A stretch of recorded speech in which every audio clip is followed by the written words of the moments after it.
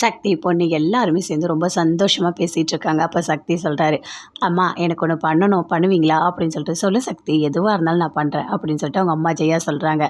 இல்லை, இந்த கார்டன் ரொம்ப அழகாக இருக்குது, இங்கே நீங்கள் சமைக்கணும், நீங்கள் சமைச்சி நான் சாப்பிட்ணுமா அப்படின்னு சொல்லிட்டு சக்தி சொல்கிறாரு. ஆனால் ஒன்று, பொண்ணி நீங்கள் 2 பேரும் சேர்த்து சமைக்கணும், அப்போ தான் நல்லாயிருக்கும் அப்படின்னு சக்தி சொல்கிறாரு. அதை கேட்ட உடனே ஜெயா சொல்கிறாங்க, இதில் என்ன இருக்குது, இது என்ன பெரிய விஷயமா, என்ன கண்டிப்பாக நான் சமைக்கிறேன் அப்படின்னு சொல்கிறாங்க ஜெயா. ஜெயா அங்கே கார்டனில் அழகாக சமைக்கிறாங்க. கூட பொண்ணையும் சேர்ந்து சமைக்கிறாங்க. 2 பேருமே ரொம்ப சந்தோஷமாக சமைக்கிறாங்க. சமைச்சு முடிச்சிட்டோன்னே எல்லாம் முடிஞ்சிடுச்சு, வாங்க சாப்பிட்லாம் அப்படின்னு கூப்பிடுறாங்க. எல்லாருமே வராங்க, வந்து சாப்பிட்றாங்க.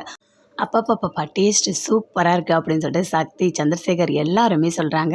அங்கே வந்திருக்காரு அவர் ஊர் தலைவர், அவரும் சாப்பிட்றாரு. அப்பா சூப்பராக இருக்குமா சாப்பாடு. ஆமாம், எங்கள் அம்மா சமைச்சாலே சூப்பராக தான் இருக்கும், அதுவும் பொண்ணு எங்கள் அம்மா 2 பேரும் சேர்ந்து சமைச்சிருக்காங்க, அதனால தான் சாப்பாடு இவ்வளோ டேஸ்ட்டாக இருக்குது அப்படின்னு சொல்லிட்டு சக்தி சொல்கிறாரு. ஆமாம்மா, அம்மா நீ இவ்வளோ டேஸ்ட்டாக சமைப்பேன்னு எனக்கே தெரியாதுமா, ரொம்ப நல்லா வந்திருக்குமா அப்படின்னு சொல்லிட்டு பவானி சொல்கிறாங்க. ஆமா ஜெயம்மா, ரொம்ப நல்லாயிருக்கு சாப்பாடு, அதுவும் இந்த இந்த இடத்துல உட்காந்து சாப்பிட்டா சூப்பராக இருக்குது அப்படின்னு சொல்கிறாங்க.